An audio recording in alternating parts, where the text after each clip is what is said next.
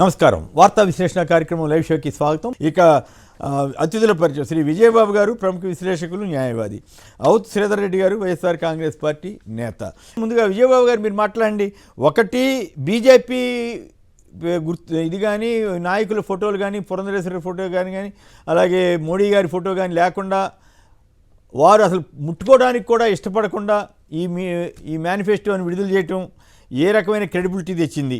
అలాగే ఎవరో ఒక విలేకరు అడిగితే ఖర్చు ఎంత అవుద్ది వీటన్నిటికంటే ఎందుకు చెప్పకుండా ఇసుకున్నాడంట కదా, కోప్పడ్డాడంట కదా చంద్రబాబు గారు.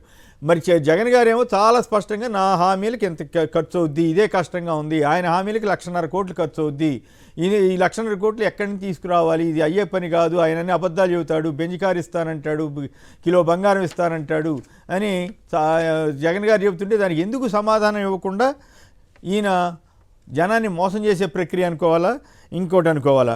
అలాగే మీరు గమనించారు, ముస్లిం రిజర్వేషన్లకి కొనసాగిస్తారా లేదా? పక్కన బీజేపీ ఆయన పెట్టుకున్నాడు కదా, చెప్పాలి కదా. అలాగే విద్యలో ఇంగ్లీష్ మీడియం ఎత్తివేస్తాడా, ఐబీ సిలబస్ రద్దు చేసేస్తాడా, రివ్యూ చేస్తానని చెప్తున్నాడు. ఇక మరి వీటన్నిటిని లెక్కలేసి ఎందుకు భయపడుతున్నాడు ఆయన చెప్పడానికి? ఓవరాల్గా మీ ఇంప్రెషన్స్ చెప్పండి. ఇక అబ్బరకదబ్బర అబద్ధాల మేనిఫెస్టో అనేటువంటిది బీజేపీ వారు గ్రహించారు. అంటరాని మేనిఫెస్టోగా గ్రహించారండి వీళ్ళు. అంటరానిది కాబట్టే కనీసం అందులో భాగస్వామి కాకపోవడం మాట అలా ఉంచి దాన్ని అంటుకోవడానికి కూడా ఇష్టపడలేదు అని అంటే ఎంత అంటరాని మేనిఫెస్టోగా బీజేపీ వాళ్ళు భావిస్తున్నారో అర్థం చేసుకోవచ్చు. దాంతోనే యావత్ రాష్ట్ర ప్రజలు మిత్రుడిగా కూటమిలో ఉంటున్నటువంటి పార్టీయే ముట్టుకోవడానికి కూడా ఇష్టపడలేదు అని అంటే ఇది ఎంత బూటకపు మేనిఫెస్టో అనేది దాని ద్వారా తేటతెల్లం అవుతుంది. కాబట్టి ఇక వేరే సందేహాలు అనేది అక్కర్లేదు. తర్వాత ఇంకొకటి, మీరు అన్నట్టుగా వీళ్ళు మాత్రమే సమాధానం కాదండి, నిన్న మొన్నటి వరకు కూడా బటన్ నొక్కుడు అని ఎద్దేవా చేసి సంక్షేమ పథకాలని మొత్తం ఖజానా అంతా ఖాళీ చేసేసాడు. రేపు పొద్దున్న ఇది శ్రీలంకలా తయారవుతుంది, ఇథియోపియాలా తయారవుతుందని వెకిలిరాయ మాటలు మాట్లాడినటువంటి టీవీలు, పత్రికలు కూడా దీనికి సమాధానం చెప్పాలి. కానీ వాళ్ళ పెద్ద పేజీ పరిచేసి ఫ్రంట్ పేజీ నుంచి లోపల పేజీ దాకా విశాల హితం సంక్షేమ పథం అని చెప్పని ఈనాడు పెద్ద భారీ స్థాయిలో రాసింది. మరి దీన్ని బటన్ నొక్కుడు అని ఎద్దేవా చేసింది కూడా ఈ పత్రికే కదా. మరి ఇప్పుడు సంక్షేమ బాట అంటే సంక్షేమ బాటలోకి ఎందుకు వచ్చాడు అంటే 40 ఏళ్ల ఇండస్ట్రీ అని చెప్పుకునేటువంటి చంద్రబాబు నాయుడు ప్రపంచాలు, సౌధాలు, అది కడతాను ఇది కడతాను అన్నటువంటి వాడు అంతిమంగా సంక్షేమ పథకాలే శరణ్యం అని చెప్పని జగన్మోహన్ రెడ్డి గారి యొక్క పాలన నుంచి నేర్చుకున్నటువంటి పాఠాలని దానికి కాస్త మసాలా దట్టించి ఇంకాస్త దానికి కొనసాగింపుగా పొడిగింపుగా చేస్తే దీన్ని ప్రజలు ఎలా విశ్వసిస్తారు? ఇప్పుడు ఎవరికైనా కూడా ఒక విశ్వసనీయత అనేటువంటిది ఇంపార్టెంట్. ఆ విశ్వసనీయత ఎక్కడుంది? మనం గతంలో కూడా చెప్పుకున్నాం. గతంలో 52 పేజీల మేనిఫెస్టో, 600 పైగా హామీలను ఇచ్చి ఒక్కటంటే ఒక్కటి కూడా లేకుండా మొత్తం ఎగ్గొట్టినటువంటి వ్యక్తివి నువ్వు ఇవాళ మీరు 1,50,000 అన్నారండి, కాదు 1,60,000 బడ్జెట్ కావాలి ఇతనికి. ఏది ఇప్పుడు 177 హామీలు ఇచ్చాడు. ఈ 177 హామీలను అమలు చేయాలంటే 1.65 లక్షల కోట్ల రూపాయలు కావాలి. కానీ మనకున్నటువంటి ఆదాయం ఎంత? మనకున్నటువంటి మన జగన్మోహన్ రెడ్డి గారే చెప్పారు, అప్పుడు ఉన్నటువంటి జిఎస్డిపి ఎంత 2014లో, ఇప్పుడు ఉన్నటువంటిది ఎంత? నువ్వు ఎక్కడి నుంచి తెస్తావు? 70,000 కోట్ల రూపాయలు జగన్మోహన్ రెడ్డి గారు ఖర్చు పెడుతుంటేనే మొత్తం ఖజానా ఖాళీ అయిపోయింది, దోచి పెడుతున్నాడు, మొత్తం అసలు అభివృద్ధి లేకుండా అయిపోయిందని నానా కోతలు కూసినటువంటి టీవీలు, నానా రాతలు రాసినటువంటి పత్రికలు ఇవాళ దీన్ని మళ్ళీ చక్కభజన చేస్తున్నారంటే చంద్రబాబు నాయుడు గారికి ఇంత దగాకోర్లు మొత్తం ఈ దేశాన్ని, ప్రజల్ని ఎంత వంచనకు గురి చేయాలనుకుంటున్నారనేది దీన్ని బట్టి అర్థమవుతుంది. అందుకని ఇవన్నీ అసలు ప్రజలు వీటిల్లోకి వెళ్ళక్కర్లేదండి. ఇది ఆచరణ సాధ్యం కాదు. మన ఆదాయానికి ఇతను చెప్పే హామీలకి ఎక్కడా కూడా పోలిగా పొందడం లేదు. కాబట్టి మరొక్కసారి మళ్ళీ మనల్ని మోసం చేస్తాడని చెప్పని చాలా స్పష్టంగా ప్రతి ఐటెం కూడా మనకి డీటెయిల్డ్ గా కూడా ఇతను ఎంత మోసగాడో అనేది ఒక్కొక్క పాయింట్ కూడా చెప్పొచ్చండి. ఆచరణ సాధ్యంగా ఉంది. తర్వాత ఇందాక మీరు ఇందు కూడా వేశారు, అది మళ్ళీ చెప్తామంటే డిస్కస్ చేద్దాం పద్మనాభం గారిది. ఓకే. కాపులకి ఈడబ్ల్యూఎస్ నుంచి, అంటే ఒక ఎగ్జాంపుల్ గా చెప్తున్నా, ఈడబ్ల్యూఎస్ నుంచి 10% దీంట్లో నుంచి రిజర్వేషన్ ఇస్తాను కాపులకి అని చెప్తున్నాడు. ఈ బూటకపు చంద్రబాబు నాయుడు గతంలో చేసింది ఇదే పనండి. ఈడబ్ల్యూఎస్ నుంచి కాపులకి రిజర్వేషన్ ఇస్తానని నమ్మిస్తే ఆ అధికారంలోకి వచ్చిన తర్వాత అది సాధ్యం కాదని తనకు కూడా తెలుసు. ఎందుకంటే అది కేంద్ర ప్రభుత్వం తీసుకున్నటువంటి దీంట్లో కాపులకి రిజర్వేషన్ అసాధ్యం తెలిసి కూడా ప్రామిస్ చేశాడు. మళ్ళీ తెగబడి అదే ప్రామిస్ మళ్ళీ ఇప్పుడు చేస్తున్నాడు. గతంలో ఈ ప్రామిస్ ను వైలేట్ చేశాడు. పవన్ కళ్యాణ్ కూడా దాన్నే ప్రచారం చేస్తున్నాడు కదా, ఇచ్చాడు చంద్రబాబు, ఈయన ఇవ్వనన్నాడు అని చెప్తాడు. ఇప్పుడు అతను ఒక ఫూల్ అండి, మీరు అన్నట్టుగా 10th క్లాస్ ఫెయిల్ అయ్యాడో SSLC ఫెయిల్ అయ్యాడో తెలియనటువంటి ఫూల్ అతన్ని. నేను అడుగుతున్న ఒకటే పాయింట్, నేను మొన్న కూడా కిరళంపూట కారు కోతలన్నీ కూర్చాడు, దాని ఒకటే చెప్తున్నా, నువ్వు మీ బ్రదర్ చిరంజీవి గారిని పిలిపించి నువ్వు ఇది తుని రైలు దహనం కేసు వైసీపీ కుట్ర అనేటువంటిది చెప్పించు. ఎందుకంటే ఆ రోజున అక్కడికి ఆయన బయలుదేరి వచ్చింది చిరంజీవిను దాసనారాయణరావు గారు, వాళ్ళిద్దరూ కూడా అక్కడికి వచ్చారు, వచ్చి సంఘీభావం తెలిపారు, ముద్రగడ గారిని పరామర్శించారు.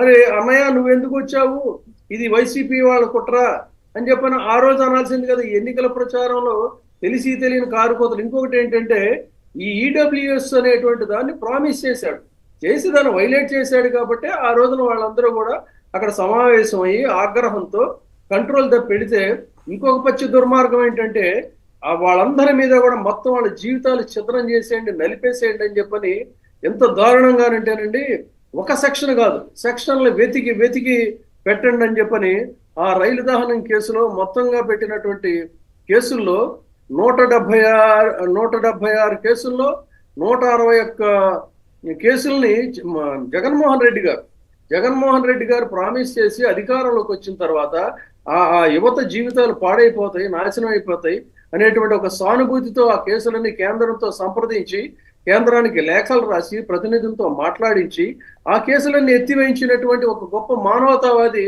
కాపుల పట్ల ఆయనకు ఉన్నటువంటి కమిట్మెంట్ కి ఇది ఒక ఎగ్జాంపుల్ అండి. ఎన్ని దారుణమైనటువంటి సెక్షన్లు పెట్టాడంటే అది మళ్ళీ మనం ఆయన ఎత్తేసాడు. ఈయనేమో రాయలసీమ అన్నాడు, గోండాలు అన్నాడు చంద్రబాబు గారు. ఆ తర్వాత మొత్తం పెట్టిందంతా మొత్తం కేసులని కాపుల మీదే కదా పెట్టింది కూడా, అప్పుడు కాపు ఉద్యమ నేతల మీదే కదా. బ్రీఫ్ గా చెప్తున్నాను అంటే ఆ ఇష్యూ అది కాదు కదా. మళ్ళీ మనం ముద్రగడ గారి సవాల్ మీద వచ్చినప్పుడు ఇంకేదంటే మాట్లాడి దాని గురించి డీటెయిల్డ్ గా చెప్తాను. బడ్జెట్ కి సంబంధించి చెప్పాలంటే ఇతను సంపద సృష్టిస్తానని చెప్తున్నాడు. ఎక్కడి నుంచి నువ్వు సంపద సృష్టిస్తావు? నీకు 1.65 లక్షల కోట్ల రూపాయలు నువ్వు వరుసగా పంచుకుంటూ పోతే సంపద. ఇంకొకటి, ఇక్కడ బీజేపీ వారు నీకు మిత్రుడు. ఏం చెప్తున్నాడు? కేంద్రంతో ఎంత బూటకం అంటే 2 బూటకాలండి. ఇక్కడ బీజేపీ వాళ్ళు ముట్టుకోపోవడానికి కారణం ఏంటంటే కేంద్రం నుంచి నిధులు తీసుకొస్తాను కేంద్ర సహాయంతో అన్నాడు. రాష్ట్ర ప్రభుత్వాల సంక్షేమ పథకాలకి కేంద్రం ₹1 కూడా ఏ రాష్ట్రానికి కూడా ఇవ్వదనేటువంటి వాస్తవం అతనికి తెలుసు. అంటే ప్రజల్ని మళ్ళీ ఆ మాట చెప్పి వంచిస్తున్నాడు. ఇది బీజేపీ వాళ్ళు ఖచ్చితంగా దీని మీద స్పందించాల్సినటువంటి అవసరం ఉంది. కేంద్ర ప్రభుత్వం నిధులు ఇవ్వదు రాష్ట్ర ప్రభుత్వ సంక్షేమ పథకాలకి. మరి నువ్వు ఎందుకు ఇలాంటి పచ్చబద్దాలు ఆడుతున్నావు? ఇంకొక దానికి సమాధానం చెప్పండి విజయబాబు గారు. తర్వాత మళ్ళీ ఆయన శ్రీధర్ కూడా మాట్లాడిన తర్వాత మళ్ళీ మాట్లాడుతుంది. ల్యాండ్ టైటిలింగ్ యాక్ట్ మీద సిద్ధార్థనాథ్ సింగ్ని పక్కన పెట్టుకుని పచ్చబద్ధం జగన్ అంటే ఆయన ఉద్దేశం మోడీ ఆంధ్రప్రదేశ్లో భూములు స్వాధీనం చేసుకోవడానికి లాక్కోవడానికే ఆ టైటిలింగ్ యాక్ట్ని ఏపీకి పంపించాడని అనుకోవాలా? మరి మేము అమలు చేయట్లేదు అని చెప్పినా కూడా చంద్రబాబు అంత నీచంగా ఎట్లా అబద్ధాలు చెబుతున్నాడు? ఇప్పుడు ఇందాక పురంధరేశ్వరి గారి ప్రకటన చదివినిపించాను, నా దృష్టికి ఎవరో పంపిస్తాను, ఇది నిజమే ఉంటుంది. ఆ పొత్తులో లేనప్పుడు చేసిన ప్రకటన. వాళ్ళ బూటకపు ఇదేంటంటే రోజుకొక ఇష్యూ తీసుకొని జగన్మోహన్ రెడ్డి గారి మీద బురద చల్లి ప్రజల్లో వ్యతిరేకత తేవాలి. ల్యాండ్ టైటిలింగ్ యాక్ట్ కి సంబంధించి ఏంటంటే చాలా స్పష్టంగా అది అమలు చేయలేదు. దాన్ని కేంద్ర ప్రభుత్వం ఆమోదిస్తేనే రాష్ట్ర ప్రభుత్వం అమలు చేస్తుంది. ప్రస్తుతం హైకోర్టులో స్టేలో ఉంది. హైకోర్టు స్టేలో ఉన్నటువంటి దీన్ని కొత్తగా దాన్ని పైకి లేపి గందరగోళం సృష్టించడం. తర్వాత ఇంకొకటి ఏంటి, ఇది ఈ రోజున మొదలు పెట్టింది కదండి. కేంద్ర ప్రభుత్వం గతంలో ముసాయిదా చట్టాలు అనేటువంటి అంటే తీసుకొచ్చాయి. దాని మీద చర్చించాము. కాకపోతే ఈయన అబద్ధాలు చెప్పడం కోసం మీతోటి ఒకసారి చెప్పిద్దామని నా ఉద్దేశం.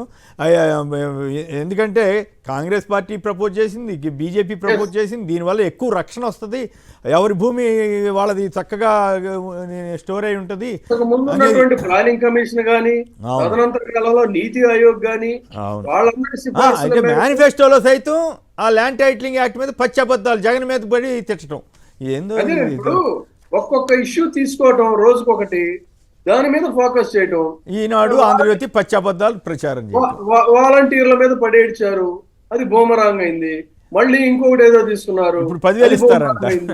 ఇప్పుడు ల్యాండ్ టైటిలింగ్ యాక్ట్, రేపొద్దు ఇంకోటి ఏదో. అంటే ఎన్నికలు సమీపించే లోపు దీన్ని భూతత్వంలో చూపించి ఒక తప్పుడు ప్రచారం చేయటం అనే దాన్ని వీళ్ళు కంకణం కట్టుకున్నారు.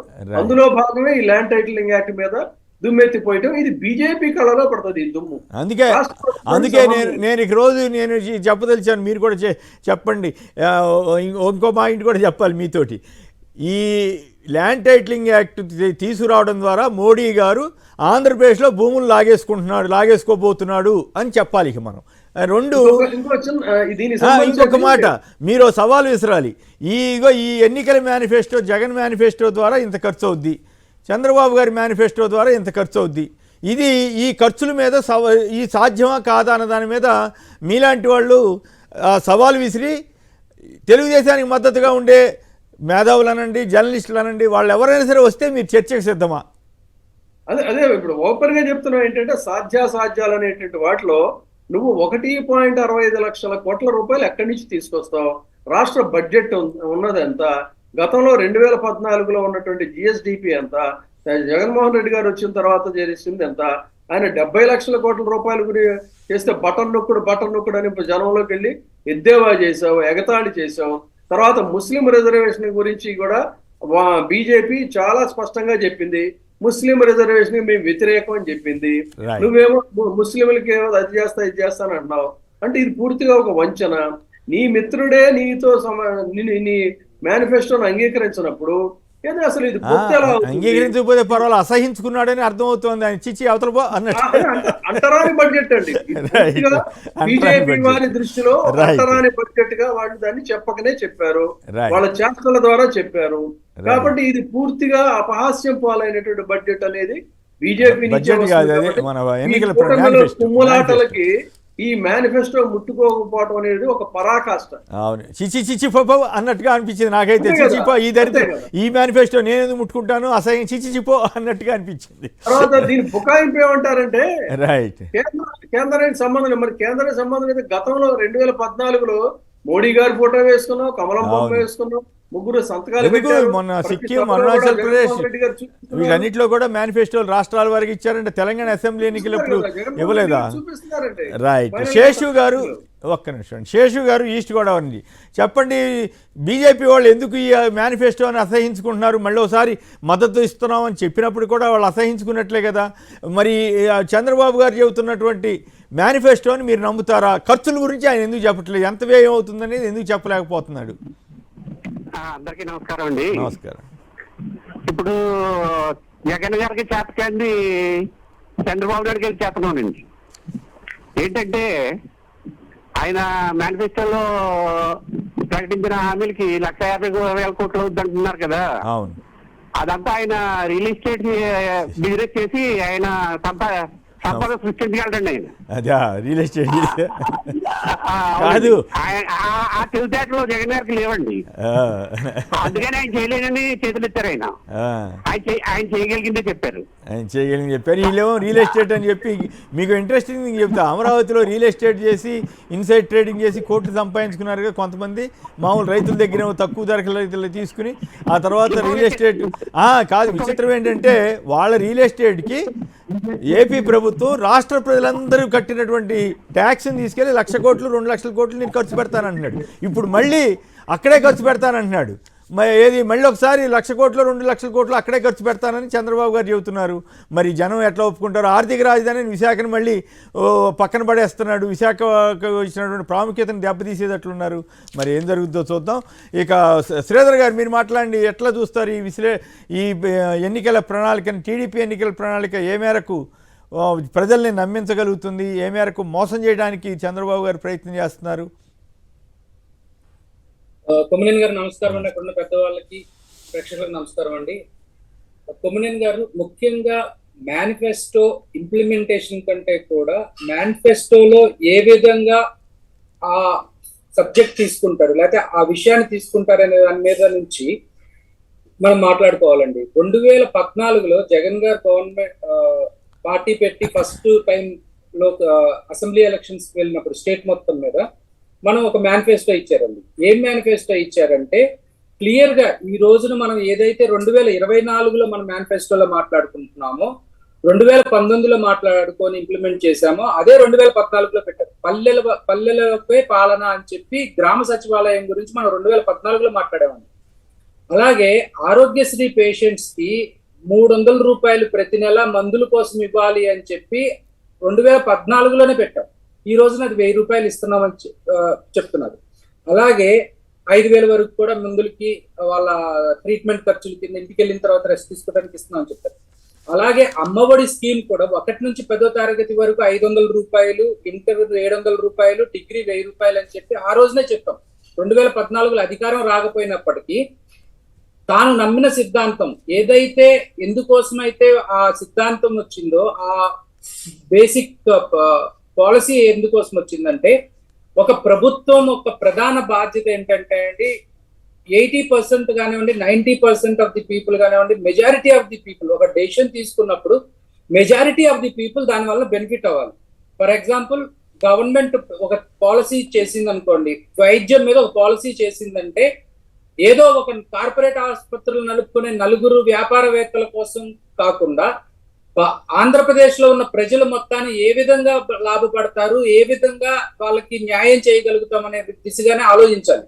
అట్లాగే ఒక ప్రభుత్వం చేతిలో విద్య, వైద్యం, ఇల్లు కట్టుకునే దానికి స్థలాలు, లేదంటేనేమో మన ట్రాన్స్పోర్ట్, పబ్లిక్ ట్రాన్స్పోర్ట్, ఇవన్నీ కూడా ప్రభుత్వం కంట్రోల్లో ఉంటే ప్రజలకు సరైన న్యాయం జరుగుతుంది. లేకపోతే ఏమవుతుందంటే ఫర్ ఎగ్జాంపుల్ ప్రైవేట్ ఆపరేటర్స్ ఇవన్నీ థియరీస్ కాదు, ఇప్పుడు కావాల్సింది చంద్రబాబు గారు ఇచ్చిన ప్రణాళిక ఆచరణ సాధ్యమా కాదా దాని మీద కాన్సంట్రేట్ చేసి వస్తున్నా.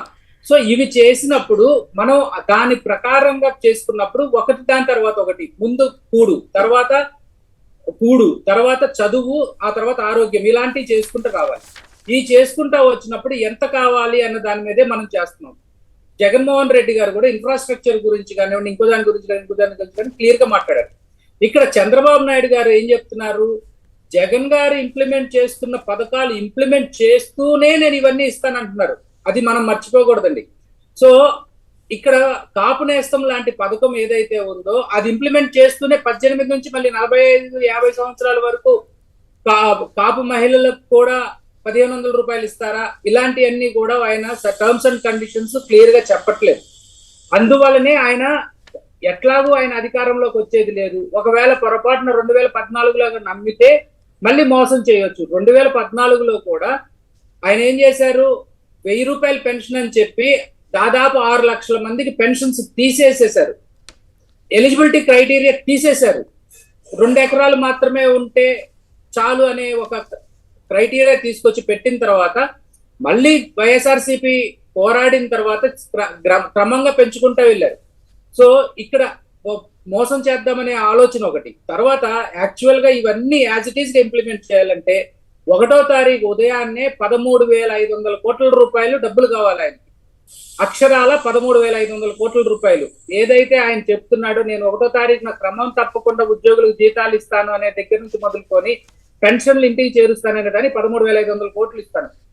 మళ్ళీ ఆయన ఏమంటాడు, నేను సంపద సృష్టిస్తానంటాడు. ఆయన సంపద సృష్టించిన సంపద ఆయన దిగిపోయే రోజున తెల్లారి పొద్దున్నే జీతాలు ఇవ్వడానికి 100 కోట్ల రూపాయలు మిగిలి చెల్లిన వ్యక్తి నేను ఒక నెలలో వచ్చి 13,500 కోట్ల రూపాయలు జీతాలకు సృష్టిస్తాను, జూలై 1వ తారీఖు కల్లా నేను ఇస్తానని మాట్లాడుతుంటే ఈ మనిషికి క్రెడిబిలిటీ ఉందా లేదా అనేది మనం ఆలోచించాలి. సో ఏదైనా కానీ ఇప్పుడు జగన్ గారు మేనిఫెస్టో ఇలా పట్టుకొని రైతు రుణమాఫీ చేస్తా అన్నాడు, చేశాడా అక్క చెల్లెళ్ళారా అని అడుగుతుంటే, సరే జగన్ గారు మేనిఫెస్టో ఇంప్లిమెంట్ చేయలేదు, ఆయన కూడా జగన్ గారు మేనిఫెస్టో చూపించి పలానా పథకం జగన్ గారు ప్రామిస్ చేశారు, ఇంప్లిమెంట్ చేశాడా లేదా, ఎందుకు చేయలేదు కాబట్టి నాకు ఓటేయండి అని అడగచ్చు కదా, అలా అడిగే ధైర్యం లేదు. సో ఇవన్నీ కూడా ఒక చంద్రబాబు నాయుడు వ్యక్తిత్వాన్ని చూపిస్తున్నాయి. అలాగే ఇక్కడ బీజేపీ వాళ్ళు కూడా మనం ఆలోచించాల్సింది ఏంటంటే, వాళ్ళు కేవలం ఒక సీటు కోసమో 6 సీటు కోసమో తాపత్రయపడి వాళ్ళకు ఉన్నటువంటి లాంగ్ టర్మ్ ప్రాస్పెక్ట్స్ ని చేతులారా నాశనం చేసుకొని తెలుగుదేశంతో కలిశారు. ఇక్కడ బీజేపీ వాళ్ళు ఏం చెప్తారండి, నేను ఒక 3 పాలసీలు చెప్తా.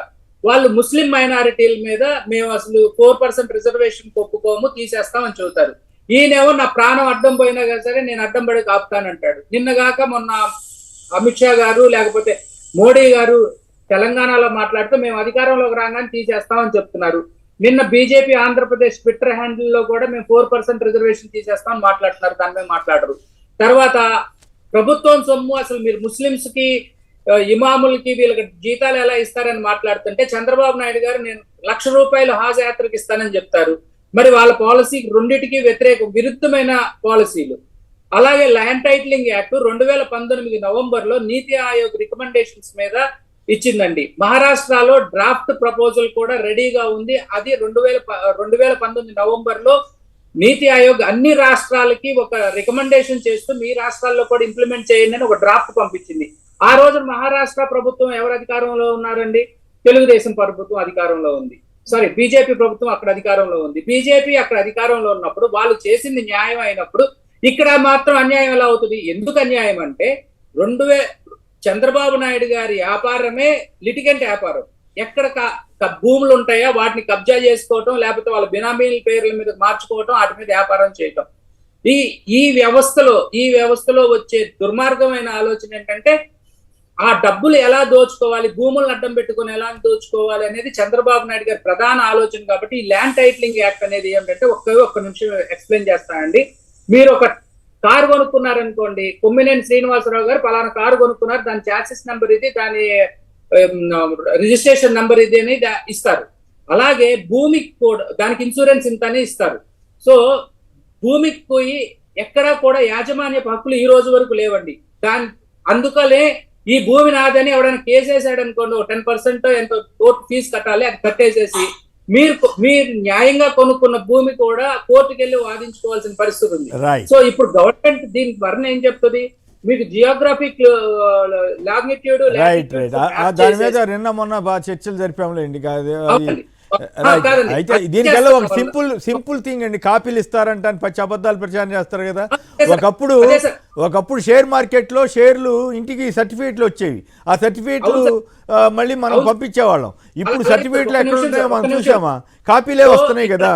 మనకి అది కాపీలు వస్తుంటే షేర్లు ఎవరో ఎత్తేసుకుపోయినట్ట ప్రైవేట్ కంపెనీ వాళ్ళు.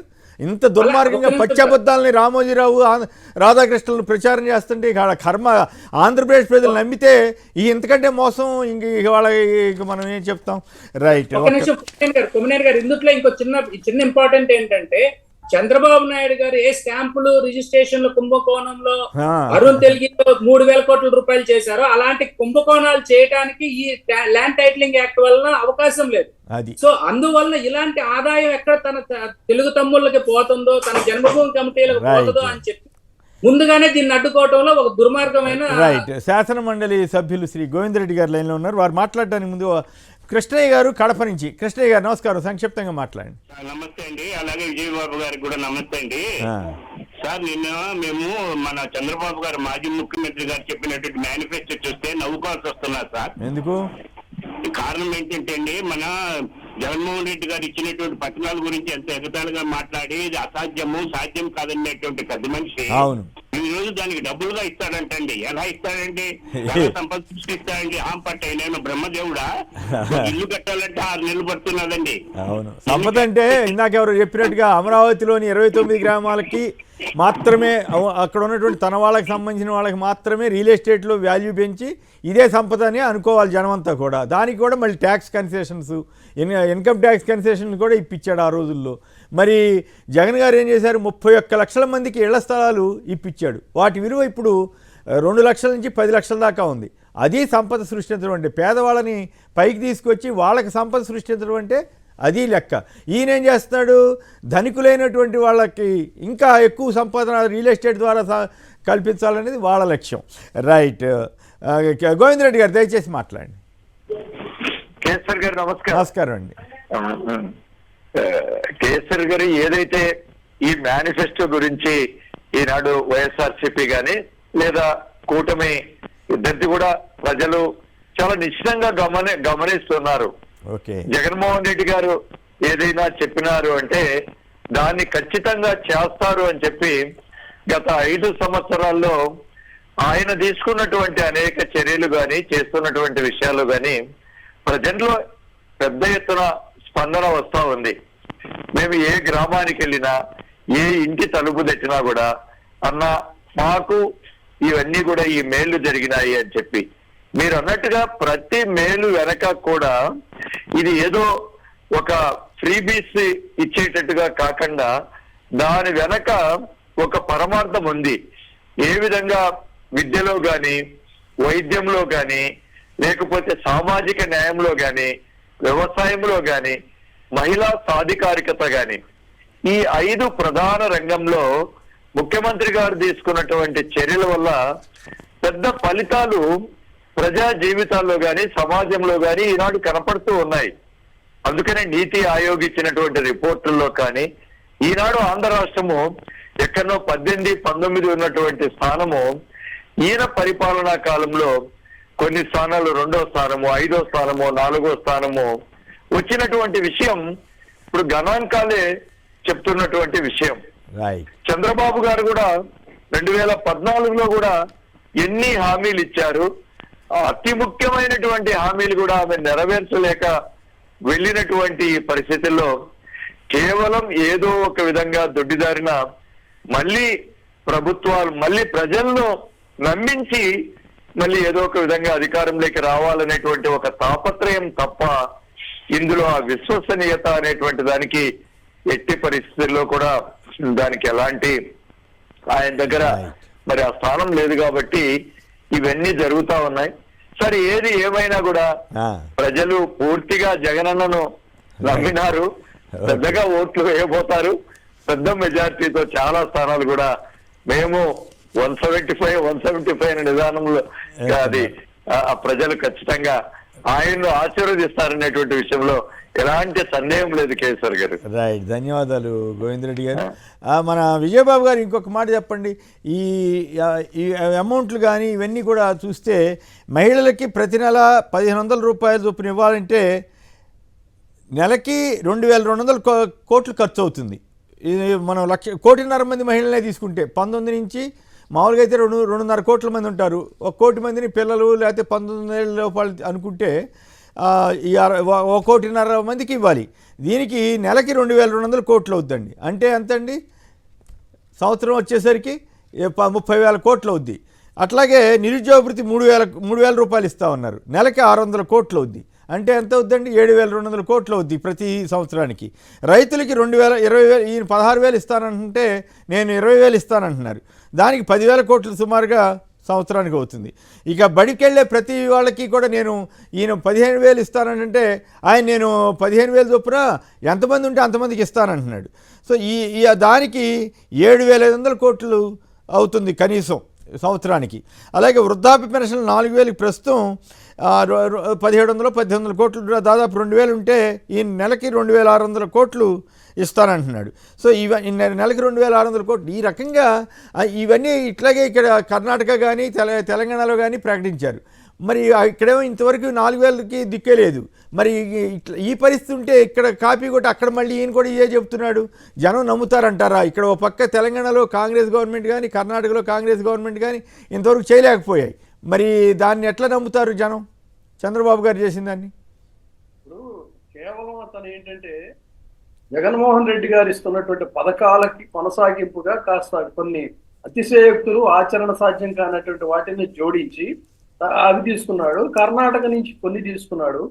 ఉచిత బస్సు లాంటిదేమో మా తెలంగాణ నుంచి తీసుకున్నాడు. కర్ణాటకలోనే ఫస్ట్ పెట్టారు, కర్ణాటకలోనే మొదలు పెట్టారు. ఇప్పుడు అది కూడా సరిగా వాళ్ళు అక్కడి నుంచి వాళ్ళు తీసుకున్నారండి. ఒకటి ఇప్పుడు మనం అడుగుతుంది ఏంటంటే, మొన్న కూడా మనం చర్చించాం, ఇన్ని రకాల మాటలు మాట్లాడిన చంద్రబాబు జనాల దగ్గరికి వెళ్ళినప్పుడు ఓటర్లను అడగాలి, లేదంటే నిజాయితీ ఉంటే చంద్రబాబు అయినా చెప్పాలి. 2014లో రైతులకి 87,612 కోట్ల రుణమాఫీ చేస్తానని చెప్పి అన్నాడు. చేసావా? చేస్తే దీన్ని నమ్ముతాం. ఇది రైతులు అడగాలి. పొదుపు సంఘాల మహిళలకు 14,208 కోట్ల మాఫీ చేస్తానని చెప్పాడు. అది చేసావా? చేస్తే ఇప్పుడు నువ్వు చెప్పింది నమ్ముతాం. ఆడబిడ్డ పుట్టిన వెంటనే మహాలక్ష్మి పథకం కింద బ్యాంకులో 25,000 రూపాయలు డిపాజిట్ చేస్తా అన్నావు. ఒక్క రూపాయైనా చేసావా? చేస్తే ఇప్పుడు నమ్ముతాం అని చెప్పి మహిళలు అడగాలి. ఈ బాబు వస్తే జాబ్ వస్తుంది అని చెప్పావు, లేదంటే 2,000 రూపాయలు చొప్పున నిరుద్యోగ వృత్తి ఇస్తానని చెప్పి అనున్నావు. అంటే దాని ప్రకారంగా 2,000 చొప్పున 1.20 లక్షలు ఇవ్వాలి. ఆ రోజున ఇచ్చావా? ఇస్తే మేము యువత నీకు గంపగుత్తగా ఓట్లేస్తాం. అర్హులైన వాళ్ళందరికీ కూడా 3 సెంట్ల స్థలం ఇస్తానని చెప్పావు గతంలో. 1 సెంటు స్థలమైనా ఇచ్చావా? ఇస్తే మళ్ళీ ఇప్పుడు ఓట్లేస్తాం. ఇప్పుడు నువ్వు చెప్పింది నమ్ముతాం. ఇళ్లు కట్టిస్తానని చెప్పి అన్నావు. జగన్మోహన్ రెడ్డి గారు కట్టినటువంటి ఇళ్లలో కనీసం 25% అయినా నువ్వు గతంలో కట్టావా? కడితే నీకు ఇప్పుడు నువ్వు చెప్పింది నమ్ముతాం, ఓట్లేస్తాం. 10,000 కోట్లతో బీసీల గురించి మాట్లాడుతున్నాడు. 10,000 కోట్లతో బీసీ సప్లాన్ అని చెప్పి అన్నావు. అది ఇంప్లిమెంట్ చేసావా? చేస్తే ఇప్పుడు బీసీలు అందరూ కూడా గంప కొత్తగా నీకు ఓట్లేస్తాం. చేనేత, పవర్ లూమ్స్ వాళ్ళందరికీ కూడా రుణమాఫీ అని చెప్పి అన్నావు. అది చేసావా? చేస్తే నీకు ఇప్పుడు ఓట్లేస్తాం. ఈ విధంగా ఓటర్లు వాళ్ళ అభ్యర్థులు ఎవరైతే ఇళ్ళకెళ్ళి దీన్ని ఈ మేనిఫెస్టోని పట్టుకొని వెళ్తారో, ఈ మేనిఫెస్టోని పట్టుకొని ఈ క్వశ్చన్స్ వేసి మొహం మీద చాచి కొట్టాల్సినటువంటి అవసరం లేదు. ఎందుకంటే ఇది ప్రాక్టికల్, ఇది కాదు.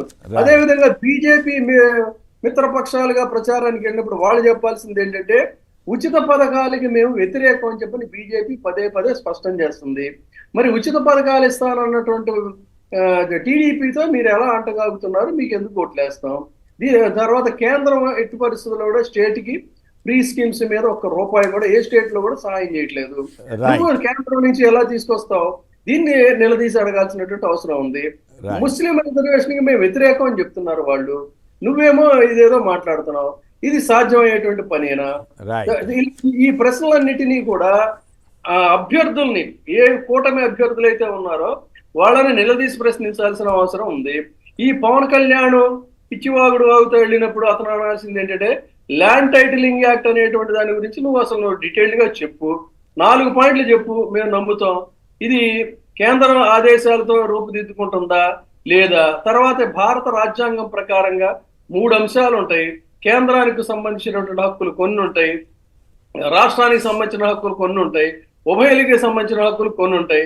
భూములకు సంబంధించింది ఇది ఏ కేటగిరీలోకి వస్తుందో ఈ 10th క్లాస్ SSLC చదువుకున్న పవన్ కళ్యాణ్ చెప్పమని చెప్పని అడగాలి. ఇట్లా ఒక డొల్లతనంతో చంద్రబాబు రాసి ఇచ్చేటువంటి స్లిప్ మీద రాసి ఇచ్చేటువంటి మాటలు కారు పూతలుగా కూసేటువంటి పవన్ కళ్యాణ్ ఈ చంద్రబాబు మోసపూరిత వాగ్దానాలని, తర్వాత అసలు తమ భావజాలానికి కించిత్తు కూడా కనెక్ట్ అవునటువంటి చంద్రబాబుతో అంటగాగుతున్న రాష్ట్ర బీజేపీ నాయకుల్ని, ఇలా 3 వైరుధ్యాలు ఉన్నటువంటి వాళ్ళు వీళ్ళని అడగాలి. ఒక్కటే ఫైనల్ గా చెప్పేది ఏంటంటే, కామధేనువు 9 రకాల సహాయం చేస్తానంటే జనం నమ్ముతారా? నక్క 400 సహాయాలు చేస్తానంటే జనం నమ్ముతారా? ఇది చంద్రబాబు నాయుడు గారికి జగన్మోహన్ రెడ్డి గారికి ఉన్న తేడా అండి. రైట్. ప్రసాదరావు గారు విజయవాడ నుంచి. ప్రసాదరావు గారు చెప్పండి, చంద్రబాబు గారి మేనిఫెస్టోని మీరు నమ్మే అవకాశం ఉందా? 1,50,000 కోట్లు, 1,65,000 కోట్లు వస్తాయా? సాధ్యమేనా? 70,000 కోట్లకు ఇంప్లిమెంట్ చేసేసరికే పెద్ద సమస్య అయింది. అప్పుడు శ్రీలంక అన్న రామోజీరావు గారు ఇప్పుడు అమెరికా అవుద్ది అంటున్నారు 1,50,000 కోట్లు ఖర్చు పెడితే. మీరు నమ్ముతారా? వీళ్ళన్నీ జగన్ గారు చెప్పినట్టు కిలో బంగారం, బెంజ్ కార్లు ఇంటింటికి ఇస్తానని చెప్పినట్టుగానే ఉందా? ఏమిటి, మీరేమంటున్నారు? నమస్తే సార్. నమస్తే సార్. నమస్తే సార్. మాట్లాడండి దయచేసి. అయితే ఇప్పుడు ఈ చంద్రబాబు నాయుడు గారు చేసిన హామీలన్నీ ఎవరు పట్టించుకోరు, ఎవరు నమ్మరు. ఇంకో విషయం ఏంటంటే ఈ చంద్రబాబు నాయుడికి వెన్నుపోటు అంటే ఏంటో కేంద్ర బీజేపీ వాళ్ళు బాగా చూపించారు. అంతేనా? ఆ చంద్రబాబు నాయుడు గారు మేనిఫెస్టోని తాకకూడదు అని వాళ్ళు అనుకొని బాగా వెన్నుపోటు అంటే ఏంటో చూపించారు ఒకసారి.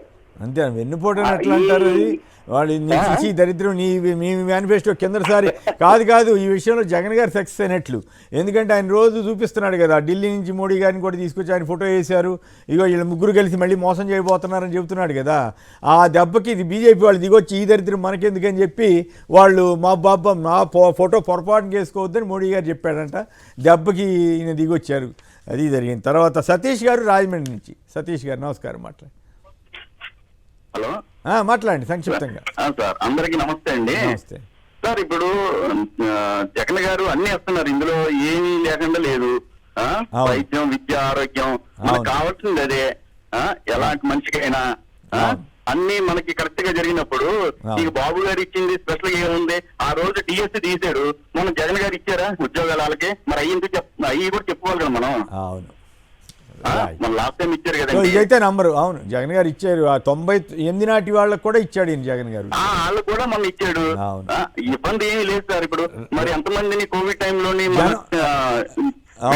జనం నమ్ముతారా లేదా అనేది చెప్పండి. జనం నమ్మే అవకాశం ఉందా చంద్రబాబు గారు? జనం నమ్మే అవకాశం లేదు సార్. ఇప్పుడు ఏంటంటే ఒక సింహం ముసలిదైపోయి గుహలో కూర్చుని బంగారు కడియం బయట చూసారా? Right, okay, right, okay, time అయిపోవచ్చింది.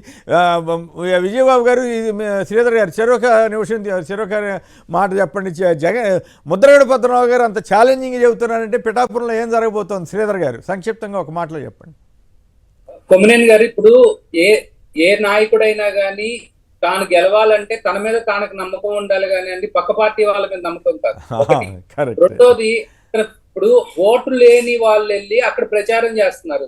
ఏ జబర్దస్త్ యాక్టర్లో లేకపోతే తన అన్న నాగబాబు వీళ్ళందరూ పిఠాపురం రెసిడెంట్స్ కాదండి. నంబర్ 2. నంబర్ 3, అక్కడ క్లియర్ గా ఏంటంటే లోకల్ వర్సెస్ నాన్ లోకల్ అనేది ఎప్పుడూ ఉంటుంది. నాన్ లోకల్ వచ్చినప్పుడు ఏంటంటే ఇతను అందుబాటులో ఉంటాడా లేదా అనే. ఓకే, అవన్నీ కాదు, ముద్రగడ గారి ఛాలెంజ్ ని మీరు ఎట్లా తీసుకుంటారన్నదే నాకు కావాల్సింది. ఒక సంక్షిప్తంగా ఒక మాటలో. ముద్రగడ గారి ఛాలెంజ్ ఇవాళ చేసింది చాలా ఎక్సైటింగ్ గా ఉందండి. ఆయన దగ్గర అంత గ్రౌండ్ రిపోర్ట్ కరెక్ట్ గా లేకపోతే పేరు మార్చుకుంటాను అని చెప్పి అంత పెద్ద ఛాలెంజ్ చేయరు కదా. రేపు పొద్దున కూడా అదే ఆడతారు కదా. ఈ కామెంట్ బాగుంది. ఛాలెంజింగ్, ఎక్సైటింగ్ గా ఉంది. ఛాలెంజింగ్ ఆ మాత్రం నమ్మకం లేకుండా ముద్రగడ గారు చేయరు గారు. మీరేమంటారు విజయబాబు గారు? నేను ముద్రగడ గారితో మాట్లాడానండి. చెప్పినటువంటి గ్రౌండ్ రియాలిటీ ఏంటంటే, కాపులు నాకు కులం లేదు అంటూనే కాపులు గంప కొత్తగా ఓట్లేస్తారని చెప్పి ఇక్కడికి వచ్చాడు. 80 లక్షల కాపులు ఓట్లు ఉన్నాయి. అక్కడ వంగా గీత, అక్కడ ఆ ప్రాంతంలో ఒక ఆడపడుచు, ఆ ఏరియాకి ఒక ఆడపడుచు వచ్చి ఇంటికి వచ్చి, అమ్మా నాకు ఓటు ఏంటంటే ఆడపడుచుకి ఇంపార్టెన్స్ ఇస్తారా, ఎక్కడి నుంచో వచ్చినటువంటి ఒక వలస పక్షికి ఓటేస్తారా, ఎవరైనా కూడా సెంటిమెంట్ గా. తర్వాత ఆవిడ అందుబాటులో ఉంటుంది. ఇది ఈ పోటీ విద్యాధికురాలికి ఒక SLC చదివినటువంటి వాడి మధ్య జరుగుతున్న పోటీ, ఒక సంప్రదాయం సంస్కృతికి ప్రతీకగా ఉన్నటువంటి వ్యక్తికి, ఒక గాలి వ్యవహారం ఉన్నటువంటి వ్యక్తికి మధ్య జరుగుతున్నటువంటి పోటీ, ఒక మహిళల్ని కించపరిచేటువంటి, మహిళల్ని విలాస వస్తువులుగా చూసేటువంటి వ్యక్తికి మధ్య జరుగుతున్నటువంటి పోటీ. తర్వాత కేవలం కాపుల ఓట్ల మీద ఆధారపడినటువంటి వ్యక్తి, అక్కడేమో వంగాగీత అందరి శ్రేయోభిలాషిగా అన్ని వర్గాల వారికి 1,00,000 ఓట్ల పైగా BC ఓట్లు ఉన్నటువంటి దీంట్లో అందరి ఆదరణ ఉన్నటువంటి. కాబట్టి ఇది 2 వర్గాల మధ్య జరుగుతున్నటువంటి పోటీ. ఇలా అనేక సారూప్యాలు, సామీప్యాలు ఇవన్నీ కూడా ఉన్నాయండి. తర్వాత ఇతనికి ఏంటంటే జగన్మోహన్ రెడ్డి గారిని వ్యతిరేకించడం కోసం అక్కడ రాష్ట్ర వ్యాప్తంగానేమో చంద్రబాబు నాయుడు కాళ్ళ దగ్గర సాగిలపడ్డాడు, తను గెలవటం కోసమేమో వర్మ కాళ్ళ దగ్గర సాగిలపడ్డాడు. ఇది ఇతను జీరోయిజం అని చెప్పి చెప్తున్నారు. రైట్, ముద్రగడ ఫైనల్ గా సక్సెస్ అవుతాడా? Yes or no? ఆయన సక్సెస్ కాదండి. అక్కడ వాస్తవ పరిస్థితుల్ని ప్రతిబింబించేటువంటి విధంగానే ఆయన సవాల్ చేశారు. ఏదేమైనా ముద్రగడ గారి సవాలు నిజంగా ఛాలెంజింగ్ గా ఉంది. ఆయన ఏం చేసినా అంత గట్టిగానే స్ట్రాంగ్ గానే చేస్తాడు. మరి చూద్దాం ఏం జరుగుతుందో. విజయబాబు గారు, శ్రీధర్ గారు అందరికి కూడా ధన్యవాదాలు. గోవిందరెడ్డి గారికి కూడా. ఇది నేటి వార్తా విశ్లేషణ కార్యక్రమం. నమస్కారం.